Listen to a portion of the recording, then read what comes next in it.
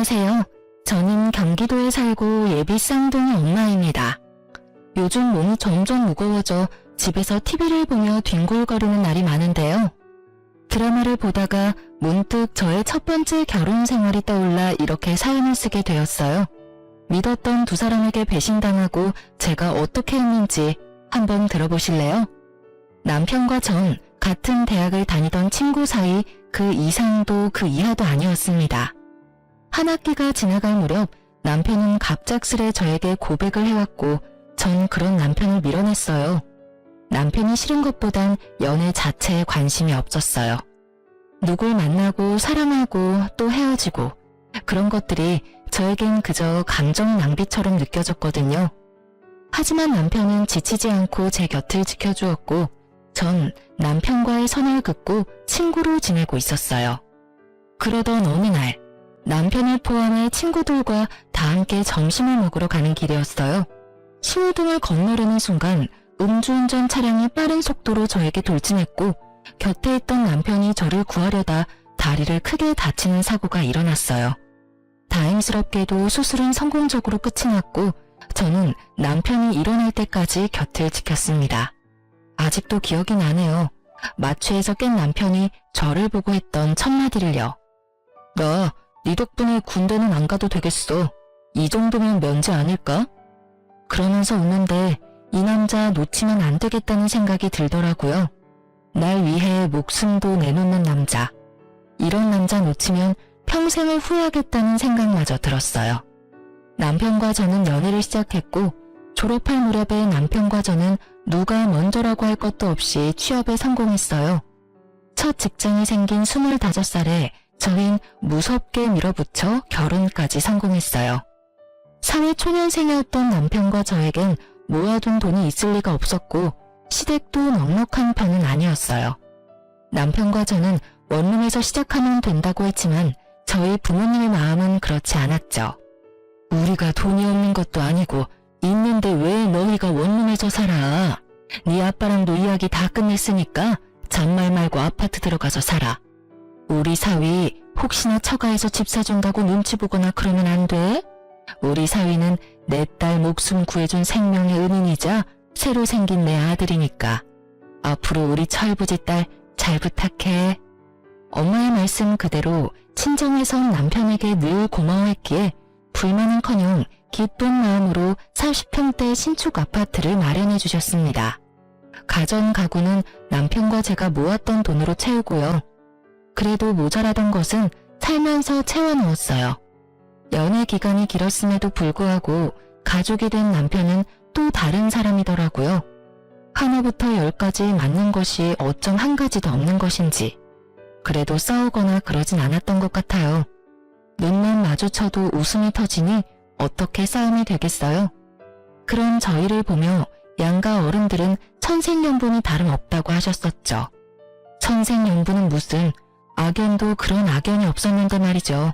한창 노는 것이 좋았던 남편과 저는 제 친구 커플과 데이트를 즐겼어요.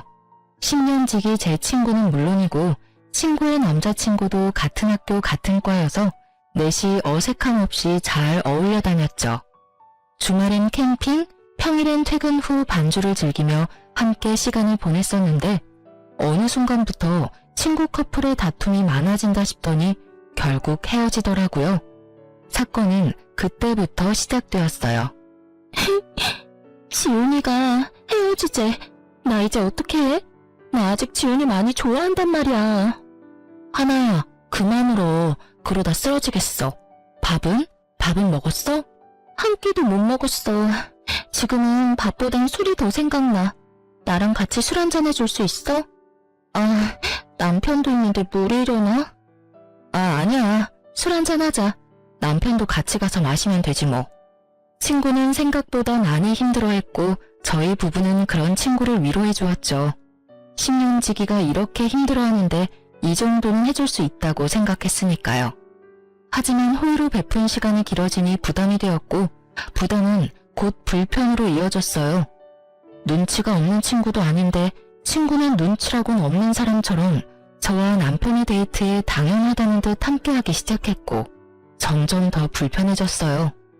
이건 아니다 싶었지만 워낙 친한 친구이니 딱 잘라 말하기도 그렇더라고요.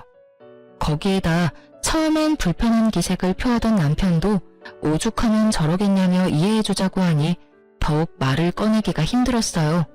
괜히 제가 나쁜 사람이 되는 것 같은 기분도 들었고요. 지금 같으면 그런 건 신경도 쓰지 않고 불편하다고 똑바로 말했을 텐데 그땐 전 어렸고 대처 능력마저 미숙했었죠. 그렇게 친구와 함께하는 시간이 많아지던 어느 날 더는 가만히 지켜볼 수 없는 일이 일어났습니다. 주말을 앞둔 금요일 저희 세 사람은 저녁을 먹으며 맥주를 한 잔씩 했고 적은 양은 아니었지만 그렇다고 취할 만큼 마신 것도 전혀 아니었어요. 남편과 친구를 알고 지낸 지가 몇 년인데 제가 그런 것도 모른다고 생각하지도 않고요. 기분 좋게 자리가 끝나고 남편과 친구는 먼저 나가고 저는 화장실이 급해 다녀오겠다고 했죠. 급한 볼일을 마치고 가기를 나서는데 친구와 남편이 다정한 연인처럼 팔짱을 끼고 있는 것이 아니겠어요?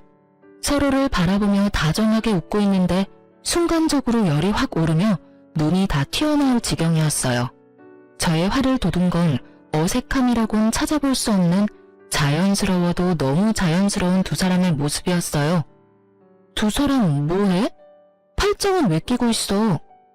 아, 춥기도 너무 춥고 술도 많이 마셨는지 어지러워서 네 남편 팔 좀 빌렸어. 괜찮지?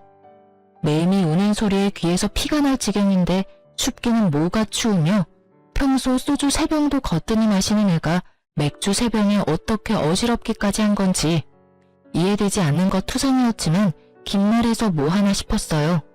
그래서 전 난색을 보이며 단호하게 말했어요.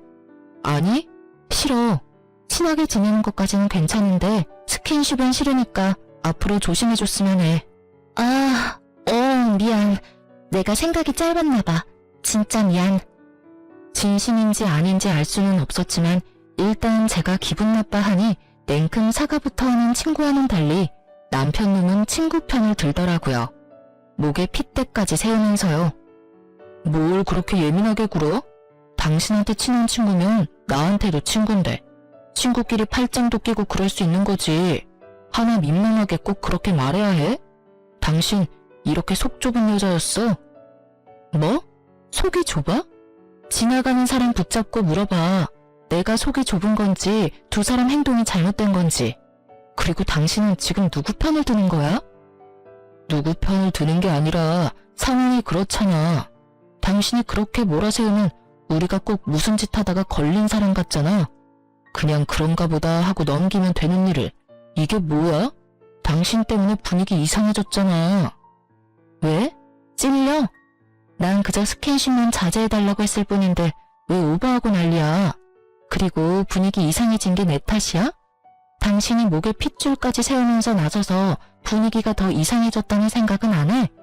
당사자인 하나도 미안하다고 하는데 왜 당신이 나서서 이 난리야? 나 진짜 기분 나빠지려고 하는데 계속 할 거야?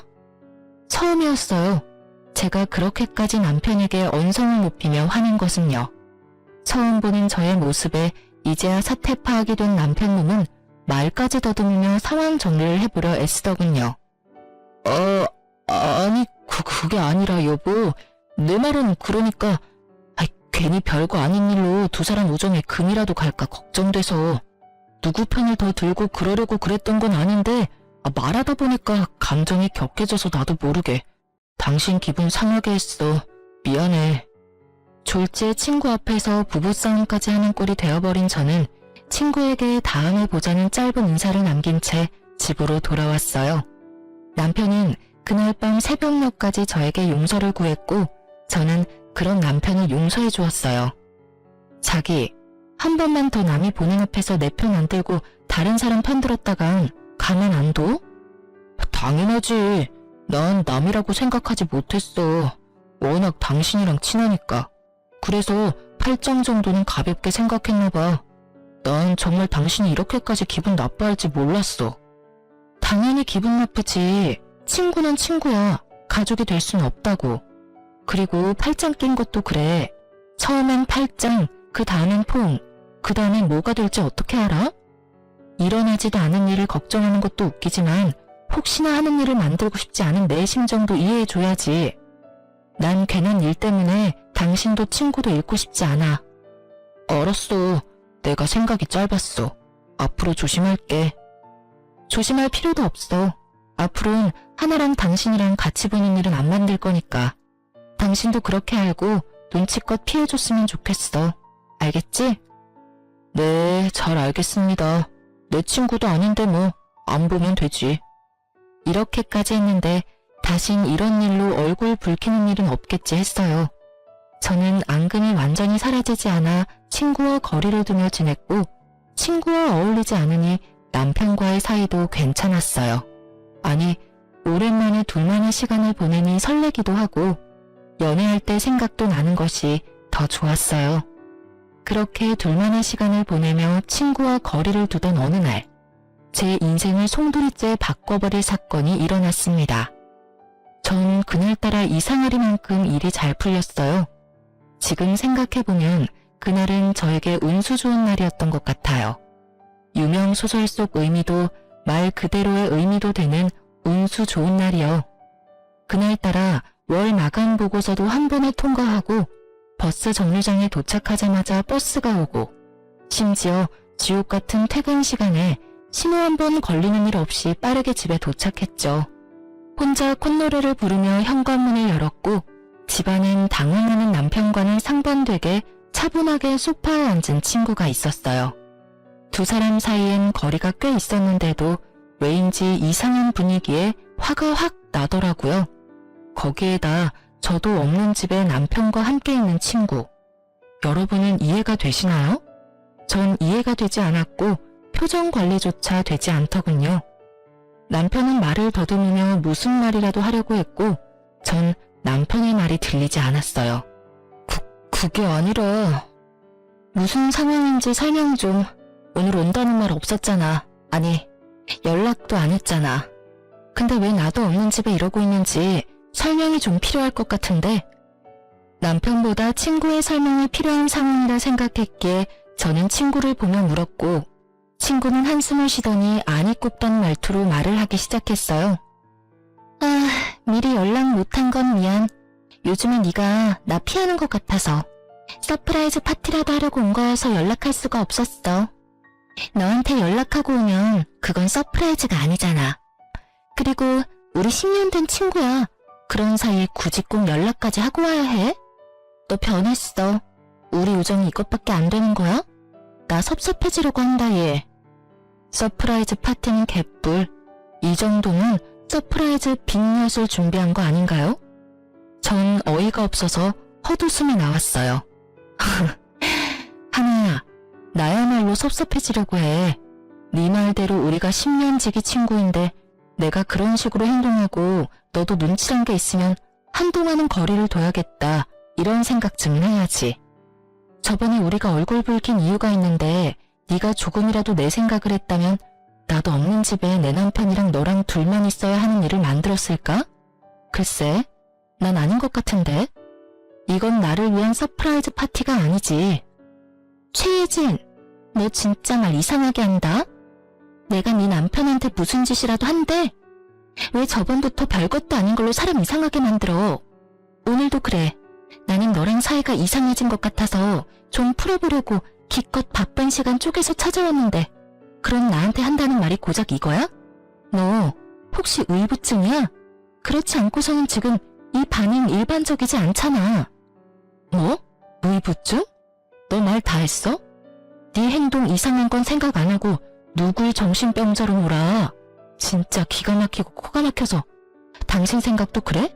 당신도 내가 심하다고 생각해? 문득 남편의 생각이 궁금했어요. 전 아무리 생각해도 저의 반응이 심하다는 생각이 들지 않았으니까요. 그게 사실은 나도 하나랑 같은 생각이야. 별거 아닌 일 같은데. 당신이 자꾸 그런 식으로 말하니까 우리도 곤란하다고. 의심도 그 정도면 병이야 여보. 그러니까. 저는 한순간에 의부증 환자에 의심병 환자까지 되었더라고요. 두 사람의 생각이 그러하든 말든 전 친구에게 이만 가줬으면 좋겠다고 했고 친구도 기분이 많이 상했는지 아무런 말도 하지 않고 가더군요. 친구가 돌아간 뒤 남편과 저의 본격적인 부부싸움이 시작되었어요. 의심병? 당신이 그걸 말이라고 해? 다른 사람도 아니고 어떻게 당신이 그런 식으로 말을 해? 그렇잖아.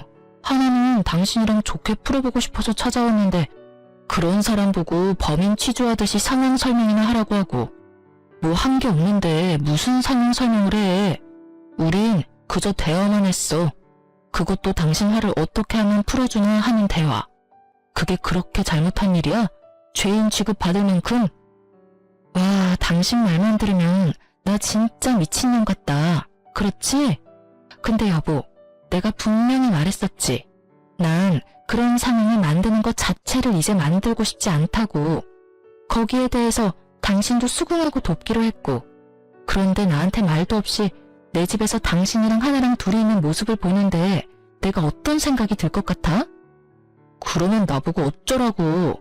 당신이랑 잘 지내고 싶어서 찾아온 하나를 쫓아내기라도 했어야 했단 말이야? 적어도 당신은 나한테 연락했어야지. 지금 하나가 집에 왔다. 어떻게 했으면 좋겠느냐? 이렇게 묻는 게 힘들어? 그리고 서프라이즈 파티? 웃기시네. 파티한다는 애가 빈손으로 덜렁 와서 소파에 그러고 앉아있어? 남들이 보면 자기 집 안방인 줄 알겠던데 뭘. 그리고 당신도 알고 있었잖아. 하나 언제부턴가 당신한테 과하게 애교 부리면서 귀여운 척하는 거. 그거 딱 지훈이한테 하던 짓이잖아. 제가 이렇게까지 예민했던 이유를 아시겠나요? 그래요. 친구는 전 남친에게 부리던 여우짓을 남편에게도 하기 시작했고 그것이 거슬리던 찰나 일이 터지기 시작했어요. 전곡을 찔린 듯 남편은 말을 돌리더군요. 하여튼 당신이 심했어. 당신 이럴 때마다 진짜 정 떨어지는 거 알아? 나는 다를 것 같아? 나도 마찬가지야. 너 왜 이래? 아우씨, 말을 말자. 남편은 나가버렸고 남은 여우는 오로지 저의 몫이었죠. 내가 심했나 싶었다가 당연히 해야 할 말을 했다 싶었다가 눈물이 났다가 웃음이 나왔다가 감정이 미친 듯이 널뛰게 하던 중 친구의 전 남자친구가 번뜩하고 뇌리를 스쳤어요. 그리고 바로 전화를 걸어 지금 당장 만나자고 했죠. 지금 생각하면 왜 하필 그 순간에 그 사람이 떠오른 것인지 모르겠지만 그땐 왜라는 것은 필요하지 않았고 그저 만나야만 한다만 머릿속에 가득했어요. 오랜만이다. 무슨 일로 보자고 했어? 그게 갑자기 이런 거 물어서 미안한데 너 하나랑 왜 헤어졌어? 왜? 하나가 네 남편도 꼬시려고 해? 아님 벌써 바람이라도 피워? 친구의 전 남자친구의 말은 충격이었습니다. 그보다 더 충격적인 건 그 다음 그의 입에서 흘러나오는 말들이었어요. 걔 나랑 사귈 때도 그랬어. 내 친구들 만나는 걸 좋아하길래 여럿이 어울려서 노는 걸 좋아하는가 보다 했거든? 근데 그게 아니더라고. 걔 내 친구 중에 좀 산다는 애만 골라 꼬셔서 나랑 양다리 걸치고 그러다 걸리면 다신 안 그런다고 그러고 나도 미쳤었지. 그런 년 뭐가 좋다고 그걸 다 용서하고 만났어. 그러다 너희 부부하고 다니면서 이젠 그런 일은 없겠지 했었어. 설마 유부남한테 그런 짓을 하겠냐고. 심지어 너랑은 10년 된 친구라며. 그래서 그냥 어울려 다녔는데 어느 날부터 하나가 이런 말을 하는 거야. 너희 집 전세도 아니고 자가라면서 부럽다면서. 나이도 어린데 네 남편 능력이 좋은가 보다 하면서 한두 번도 아니고 너희 부부 만나고 왔다 하면 그런 말 하길래 나도 오만정이 떨어져서 헤어진 거야. 너한테 말해주려고 했는데 아직 일어나지도 않은 일 말하기도 그랬고 두 사람 워낙 친해 보이니까 그런 일은 없겠지 했어. 믿을 수 없는 이야기에 머리를 감싸 쥐었어요. 이런 경우 친구가 그런 마음을 먹었다고 한들 내 남편은 그런 일이 없을 거다 하는 확신이 들어야 하는데 오늘 남편 하는 꼴을 보니 그런 일이 있을 것만 같았거든요. 전 남자친구도 같은 마음인지 조심스럽게 말을 잇더군요. 아마 모르긴 몰라도 두 사람 바람 피우고 있을 가능성 100%일 거야. 걔 애교도 많고 귀엽잖아. 걔한테 넘어간 내 친구들이 거기에 한번 넘어가면 답도 없다고 하더라고. 아, 그래. 고마워. 다음에 다시 연락하자. 지금은 내가 정신이 너무 없네. 모든 것이 두 사람의 외도를 가리키고 있었지만 전 아니라고 생각했던 것 같아요. 하지만 그날은 저에게 두 번 다시 없을 운수 좋은 날이었고 운명은 저를 쓰레기 더미에서 구할 준비를 하고 있었어요. 평소엔 후문으로 다니지 않는 저인데 그날따라 택시기사님이 후문에 내려주셨고 전 굳이 정문으로 차를 돌리지 않고 바람이라도 쐴 겸 그곳에서 내렸죠. 그렇게 얼마나 걸었을까요? 단지 내 길을 따라 걷는데 으슥한 곳에서 대화 소리가 들려 걸음을 멈춰 세웠어요. 두리번거려도 사람은 보이지 않고 익숙한 목소리만 들려왔어요. 목소리를 따라간 곳엔 남편과 친구가 있더라고요. 전 숨을 죽이고 두 사람의 대화를 엿들었죠. 그러게 이게 무슨 꼴이야. 내가 찾아오지 말랬잖아. 그러다 상간녀 소송이라도 당하면 어쩌려고 그래? 보고 싶은 걸 어떻게 해. 그리고 예진이 그게 그렇게 나올지 몰랐지. 개집애 총만 좋아서는. 자기 같으면 눈 안 뒤집히겠어. 누가 친구 남편 팔짱을 끼고 친구도 없는 집에 찾아와서 그러고 있냐? 그러니까 뭐든 적당히 하라고, 적당히. 아, 몰라. 그냥 예진이 쫓아내면 안 돼? 그 집 당신 집이라며. 맞지? 그렇지. 그러면 그냥 예진이만 쫓아내고 내가 들어가서 살면 되겠네. 난 예진이가 쓰던 살림 그대로 써도 상관없어. 응? 자기도 예진이처럼 떳떳한 여자보다 나처럼 귀엽고 사랑스러운 여자가 좋다며. 일단 좀 기다려. 이혼이 그렇게 쉬운 줄 알아? 나 사랑한다며. 이젠 앞돈이라며. 혹시 다 거짓말이었던 거야? 왜? 막상 헤어지려니 아쉽니? 아니야, 그런 거. 내가 사랑하는 건 너뿐이야. 내 맘 알지? 예상은 했지만 두 눈과 귀로 보고 듣고 나니 눈앞이 캄캄해지더라고요. 그대로 있다간 울음이 터질 것만 같아 황급히 자리를 피했습니다. 집으로 돌아온 저는 안방 욕실에 물을 틀고 한참을 울었어요. 몸을 던져 저를 구하던 남편의 모습이 아직도 눈에 훤한데 그 사람은 어디로 간 걸까요? 10년 동안 함께한 시간이 얼만데 친구는 왜 하필 저에게 이런 짓까지 할까요? 제가 모르는 사이 그 두 사람에게 무슨 큰 잘못이라도 했던 것일까요? 그렇지 않고선 두 사람이 저한테 이런 짓까지 할 리가 없잖아요. 아무리 생각해도 답은 없었고 한 가지 명확해졌어요. 아, 두연 놈을 가만두지 않겠다고요. 전 쓰레기를 쓰레기에게 보내버리기로 결정했어요. 이 모든 일이 일어난 게 제 나이 26살 때였어요. 이렇게 큰일을 겪기엔 너무 어리고 여렸을 텐데 사연 쓰면서 다시 생각해도 참 대단하다 싶어요. 전 그 다음날부터 아무 일도 없었던 척 남편뿐만 아니라 친구와도 살갑게 지냈으니까요. 죽을 힘을 다해 티내지 않으려고 했고 두 사람은 깜빡 속아 넘어가더라고요. 제 머릿속엔 오로지 남편이 빈 깡통임을 들키지 않고 친구년에게 조용히 넘겨야 한다는 생각뿐이었어요. 돈만 밝히던 상간녀에게 빚뿐인 남편을 선사하는 것이야말로 최고의 복수가 될 테니까요. 저의 이런 마음도 모르고 남편 놈은 저에게 설설 기더라고요. 때마침 물 먹는 하마처럼 돈 먹는 시댁에서 돈도 요구해왔고요. 하늘이 절 돕는다는 생각마저 들 정도로 저의 계획대로 되어가고 있었어요. 여보, 고마워. 난 내심 당장이라도 이혼하자고 하면 어떻게 해야 하나 싶었다니까. 엄청 화는 났었는데 이젠 뭐 괜찮아. 그건 그렇고 어머님께 또 연락 왔던데. 또? 이번엔 얼마나 필요하시대? 1,000만 원 정도 필요하신가 봐. 당신도 알다시피 나도 돈 없어서 이번에도 못 드린다고 했어. 당연하지. 당신이나 나나 돈이 어디 있다고 계속 돈 부탁을 하시는지. 우리 집이지만 답답하다 답답해. 연기를 어쩜 이렇게나 잘하는지 사실 다 알고 있었습니다.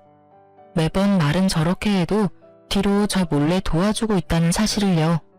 심지어 마이너스 통장 한도가 간당간당한다는 사실도요.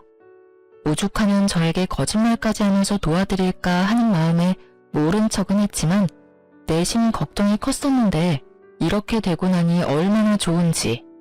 집은 고사하고 가진 것이라곤 마이너스 통장뿐인 남편놈을 떠넘길 수 있다고 생각하니 어느 순간부터 슬프기는커녕 웃음이 새어나왔습니다.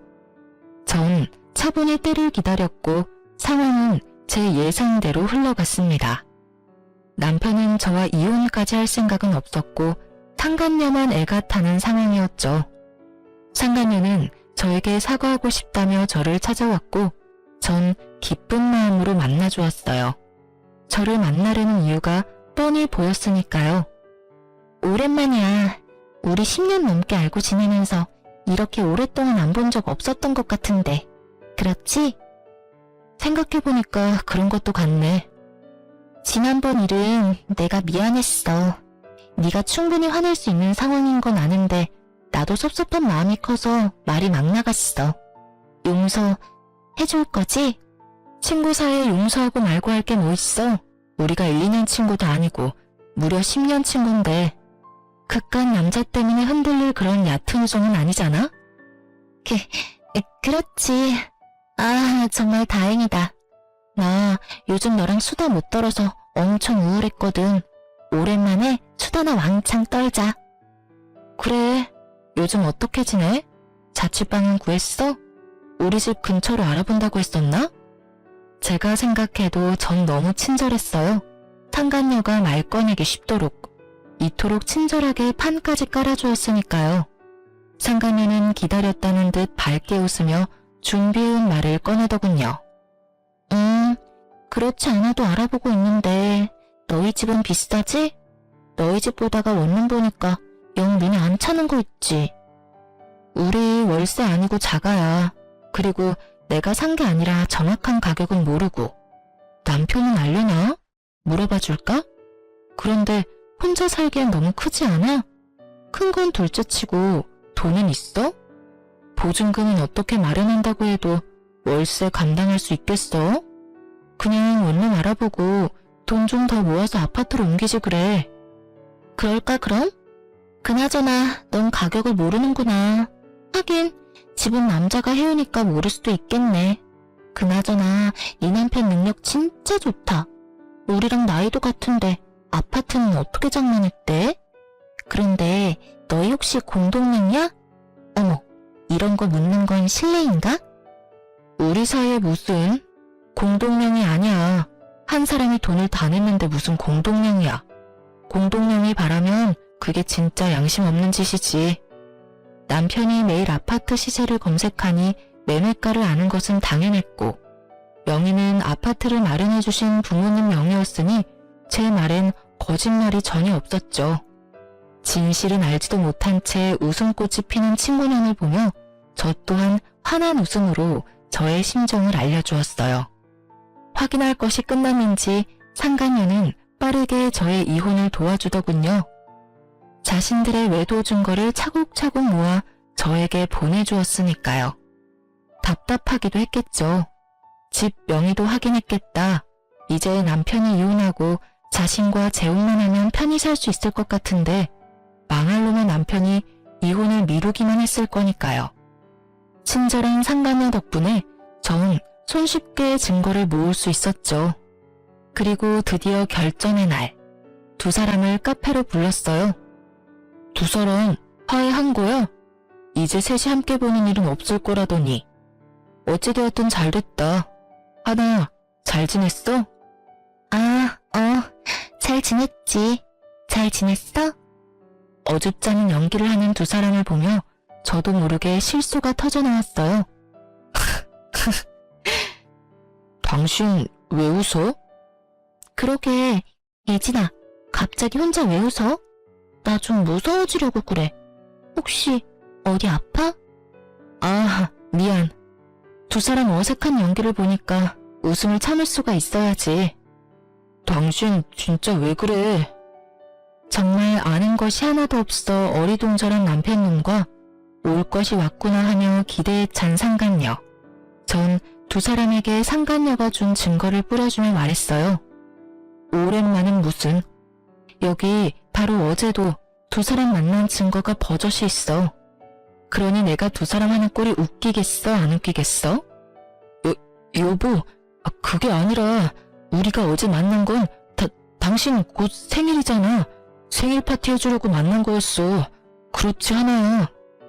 남편분은 애절한 눈빛으로 도움을 요청했지만 상간녀는 그럴 마음이 전혀 없어 보였죠. 아, 두 사람은 생일 파티 계획 짜는데 손잡고 어깨동무하고 하는가 보지? 그게 잘못했어, 여보. 그게 어떻게 된 일이냐면. 됐고, 하나, 넌 나한테 할 말 없어? 입을 꾹 다물고 있는 친구에게 물었어요. 지금 생각해보면 마지막 기회라도 주고 싶었던 것 같아요. 10년 세월 이대로 끝내고 싶지 않았던 마음도 있었던 것 같기도 하고요. 여러분이 보기엔 바보 같겠지만 전 그랬어요. 하지만 상간녀는 그런 저의 호의를 완전히 찢어버렸습니다. 왜? 사과라도 하길 바라니? 어쩌지? 난 전혀 미안하지 않은데. 알다시피 나 이 사람 사랑해. 이 사람도 나 사랑한다고 하고. 어쩌겠어, 우리 마음이 이런 걸. 구질구질하게 붙잡을 생각하지 말고 이혼해줬으면 좋겠어. 걱정하지 마. 구질구질하게 매달리는 일 따윈 없을 테니까. 네가 그런 부탁하지 않아도 오늘 말하려고 했어. 들었지? 우리 이혼하자. 초스피드로 전개되는 대화에 남편 눈은 눈알 굴리기 바빴습니다. 저런 걸 믿고 낭비한 제 청춘이 아까워 미칠 지경이었지만 어쩌겠어요. 이미 시간은 지났고 되돌릴 순 없는 일인걸요. 그렇기에 전 더는 시간 낭비할 필요 없이 이혼을 진행했습니다. 친절한 증거 덕분에 저의 이혼은 빠르게 진행되었고 그 흔한 물벼락 한 번 날리지 못했지만 이혼이 확정되는 날 물벼락을 좋기 100대는 날린 통쾌함을 맛보았네요. 그들의 지옥이 시작될 것이 뻔했으니까요. 저의 예상대로 저와 이혼한 전 남편은 빠르게 상간녀와 재혼하더군요. 빈 깡통이 요란하다고 결혼식을 얼마나 성대하게 했는지 친구들의 연락이 빗발쳐 모를래야 모를 수가 없었어요. 전 그날 두 사람의 빚뿐인 앞날을 축복해줬네요. 벤츠인 줄 알았던 남자가 사실은 빚쟁이란 걸 알았을 때 상간녀의 표정이 상상돼 그날 하루 참 행복했어요.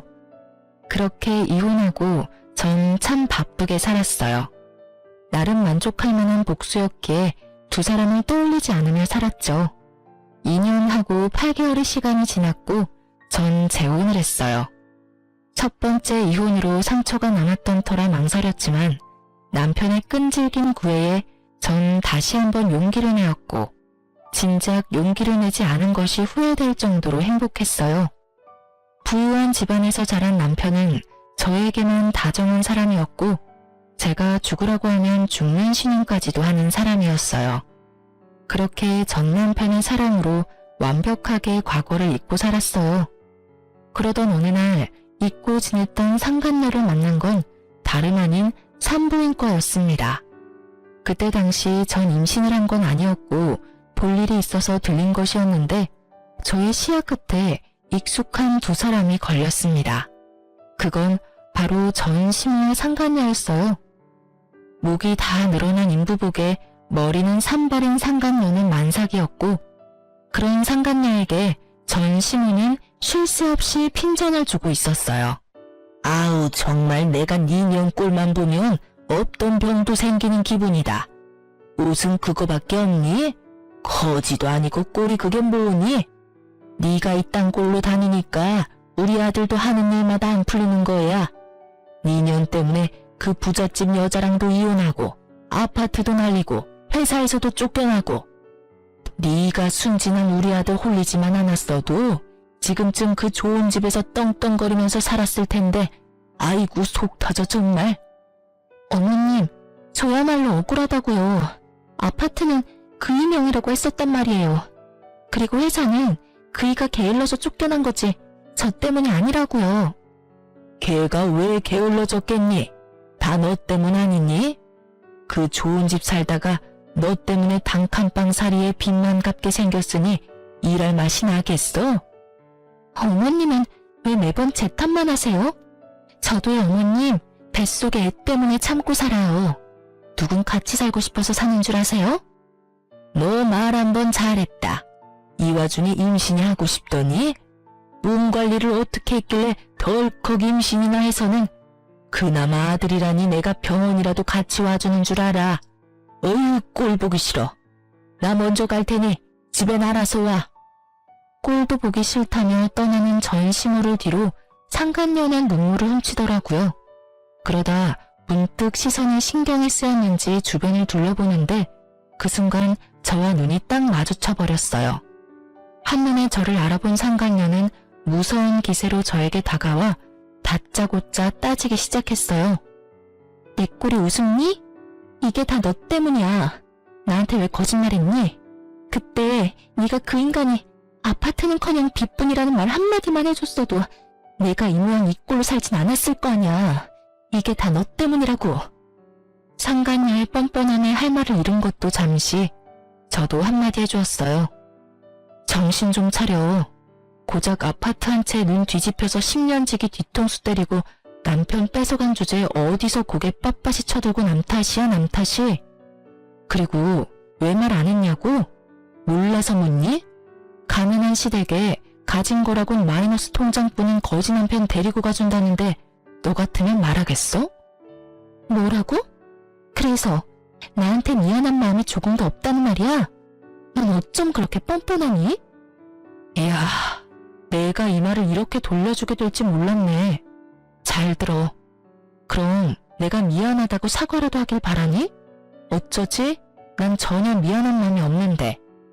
구질구질하게 옛일이나 들먹일 거면 가던 길이나 가. 네 얼굴 보고 있는 것도 역겨우니까. 전 상간녀가 저에게 했던 말을 그대로 돌려주었고 틀린 말이 하나 없는 제 말에 지기 싫은 상간녀는 순식간에 태세를 바꾸어 말을 돌렸어요. 하여튼 넌 아직도 혼자니? 재혼했다는 소식은 못 들었는데. 그런데 산부인과엔 웬일이야? 혹시 어디 아파? 폐경이니? 요즘 그런 애들 많다더라. 왜 스트레스 심하거나 그러면 조기 폐경 도구 한다잖아. 남편 뺏기고 충격이 심했나봐. 미안해서 어떡하니? 나만 행복해서. 넌 아직도 내 소식 묻고 다니니? 그 정도면 거의 스토커 수준이야 너. 나한테 집착 좀 하지 마. 네 남편 두고 왜 나한테 집착을 하는지 모르겠다 얘. 그리고 혹시 이런 말 아니? 착각은 자유라는 말. 아무리 자유라지만 그 정도면 병인 것 같은데. 산부인과 말고 정신과부터 다녀. 그러다 큰일 나 너. 뭐라고? 너 진짜 말이면 단 줄 알아? 아니다. 나한테 남편까지 뺏겼는데 뭔들 못 들어주겠니? 네가 아무리 바라 그래도 내가 승자고 넌 패자니 말이야. 승자라고 하기엔 네 꼴이 참 비루하지 않아? 꼴이 그게 뭐야? 거울도 안 보고 다녀? 집에 거울이 없는 거야 설마? 목 다 늘어난 인부복은 둘째치고 머리는 좀 빗고 다녀. 빚 그까짓 거 얼마나 한다고? 빚이 아무리 많아도 빚 정도 살 돈은 있지 않아? 다 네 걱정돼서 그래. 한 번 핀 바람 두 번은 더 쉽지 않겠어? 좀 꾸미고 다녀. 근데 내 꼴이 어때서? 자다가 바로 나와서 그래. 그리고 우리 그이 나 얼마나 사랑하는데. 그러니 너랑 이혼하고 나한테 왔지.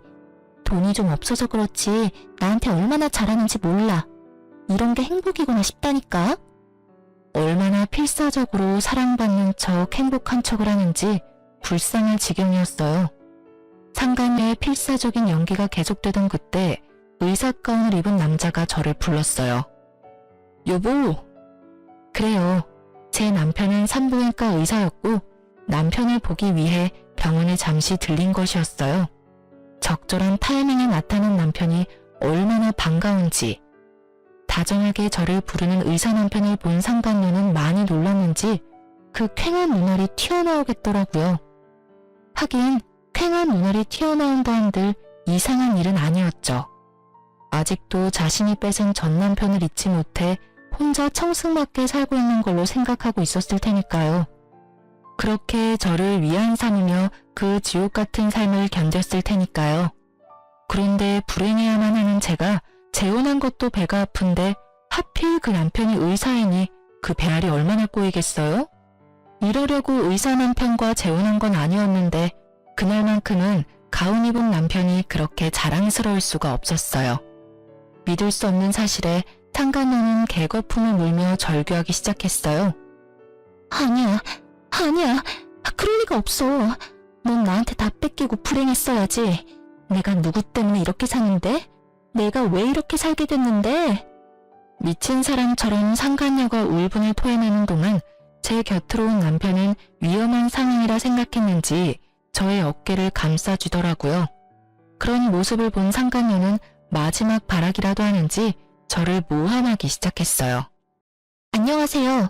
저 예진이 친구인데 혹시 예진이가 어떤 애인지 알고 결혼하셨어요? 예, 아주 질 나쁜 애예요. 친구 남자친구 뺏는 거는 기본이고요. 남자친구 있으면서 조건 더 좋은 남자 나타나면 양다리 문어다리까지 걸치던 애였다고요. 조심하세요. 지금도 바람피고 있을지 누가 알겠어요? 원하는 바가 뭔지 모르는 건 아니지만 어림도 없는 일이었죠. 저희 남편이요. 절 1년 넘게 쫓아다녔거든요. 1년 넘게 같은 남자 거절하는데 과거사를 숨겼겠어요? 진작 내 과거가 이러해서 난 남자 만날 생각 없다고 귀에 못 박히게 말했어요. 그래도 제가 좋아 죽겠다고 해서 한 결혼이었습니다. 역시는 역시라고 남편은 흔들림 없이 그 모함을 돌려주더군요. 제가 바보인 줄 아십니까? 그 말도 안 되는 소리를 다 믿을 거라고 생각하신다니 그쪽 정신 상태가 어떤지 뻔하네요. 더는 모욕적인 말 듣고 싶지도 않으니 당장 나가주세요. 앞으로는 저희 병원은 환자로도 안 오셨으면 합니다. 저흰 환자도 가려가면서 받는 병원이라서요. 이렇게 말하며 남편은 간호사를 시켜 상간녀로 쫓아내버렸어요. 사실 자기 인생 자기 손으로 말아먹은 상간녀 꼴을 보고 싶긴 했었는데 막상 보고 나니 썩 통쾌하진 않더라고요. 이런 제 마음을 읽었는지 남편이 한마디 하더군요. 마음 쓸 필요 없어. 마지막까지 당신한테 다 덮어 씌우는 거 좀 봐. 아직 정신 못 차렸어 저 여자. 어떻게 뱃속에 애까지 가진 여자가 심보가 그따윈지. 에휴, 그런 집에서 태어날 애가 불쌍하다 불쌍해. 당신 탓으로 생각할 필요도 없고 불쌍하다 생각할 필요도 없어. 자기 자리 자기가 찾아간 건데 뭐. 남편 말을 들으니 마음이 한결 편안해지더라고요. 그날 저녁 상간녀에게 제 소식을 들었는지 오랜만에 대학 친구에게서 전화가 왔어요. 덕분에 그들이 어떻게 나락으로 떨어지게 됐는지 자세히 알 수 있었어요. 오늘 그 배신자는 만났다며? 나한테 전화와서 개거품문인데 귀 따가워서 혼났어. 어떻게 거기서 딱 만나니? 나 통화하는 내내 얼마나 통쾌하던지. 하나 걔 몰골 엉망이지? 안 봐도 뻔해. 쫄딱 망한 남편의 돈 나올 구멍이라고는 없는 시댁. 뻔하지 뭐. 말도 못하게 엉망이더라. 그런데 집이 그렇게나 힘들어? 빚은 있어도 대기업 월급이면 못 갚을 정도는 아닐 텐데. 생각보다 더 엉망이라서 깜짝 놀랐잖아. 내가 그놈의 정이 뭔지 회사엔 바람 피워서 이혼했다고 알리진 않았거든. 아, 넌 아예 귀 닫고 살았으니 아무것도 모르겠구나. 네 전 남편 너랑 그렇게 이혼하고 하나랑 바로 결혼했잖아. 엄청 비싼 홀에서 결혼식 올렸는데 글쎄 그것도 다 대출이었고 너한테 준 위자료뿐 아니라 잠시만 살 거라고 하나 속여서 얻은 집도 다 대출이었어. 완전 빚잔치였지. 벌어서 쓰는 것 하나 없이 빚만 갚아야 하니까 일할 맛이 나겠어? 거기에다가 하나 그게 너네 살던 아파트는커녕 남은 거라곤 대출에 마이너스 통장뿐인 걸 알고 쥐잡듯 잡는 바람에 둘이 하루가 멀다고 싸웠어. 그나마 내세울 거라곤 네 호의로 놔둔 대기업 직원이라는 거 하나였는데 퇴근하고 매일같이 술만 마시니까 출근해서 일이나 제대로 했겠어? 맨날 술 냄새나 풀풀 풍기면서 일 처리도 제대로 못하고 하니까 결국 잘렸지 뭐. 회사도 잘리고 빚도 못 갚으니까 결국엔 시댁으로 들어갔다고 하더라고. 그 시무 성깔 너도 알지? 그러니까 하나가 버티겠어? 도저히 안 되겠다 싶었는지 이혼할 거라고 하더니 하필 그때 덜컥 임신을 해버렸지 뭐야. 이 와중에 임신이라니 부부 사이가 좋다고 해야 할지 참나. 하여튼 그 길로 이혼은 물 건너가고 그 꼴로 살고 있어. 천벌 받은 거지 뭐. 그러게 10년 지기 제일 친한 친구 뒤통수를 그따위로 치래? 너 조금 신난 것 같다? 야, 당연하지. 나 지금 너무 신나. 네가 너 재혼했다는 거 아무한테도 알리지 말라고 해서 입 다물고 있느라 얼마나 답답했는데 하나 그거 네 남편 의사가 맞냐면서 몇 번씩 묻는데 내가 친절하게 의사도 맞고 집도 엄청 잘 산다고 말해줬어. 강남에 40평대 아파트 산다는 이야기도 잊지 않고 해주고 말이야. 모르긴 몰라도 오늘 열받아서 잠도 못 잘 거다. 쌤통이야 쌤통. 저보다 더 통쾌해하는 친구와의 통화가 끝나고 전 생각했어요. 돈 찾아 10년 우정도 버리고 가더니 참 어울리는 결말이라고요. 그리고 한편으론 고맙기도 하더라고요. 어찌되었든 상간녀가 그 쓰레기 같은 전 남편을 모시고 가준 덕분에 지금의 남편과 만날 수 있었으니까요. 그 후론 상간녀는 물론이고 전 남편도 찾아오거나 하는 일은 없었어요. 그나마 다행스러운 일이기도 했죠. 내심 병원으로 또 찾아와 행패라도 부리면 어쩌나 했었거든요. 그 지긋지긋 악연들과 이렇게 끝이 났습니다. 이 일을 겪은 것도 꽤 오래됐네요. 제가 이제 30대가 되었으니까요. 남편과 전 잘 지내고 있어요. 여전히 제 말이라면 껌뻑 죽는 남편이라 아기 천사가 빨리 찾아왔어요.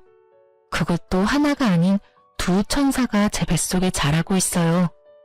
요즘엔 몸도 무겁고 조심하기도 해야 한데서 집에서 쉬며 태교에만 힘쓰고 있어요. 정말 웃긴 게 전 입덧이 없는데 남편이 입덧을 하고 있어요. 그 덕에 주변에서 팔출부리라 불리고 있죠. 다른 산모들의 부러움은 제 몫이고요.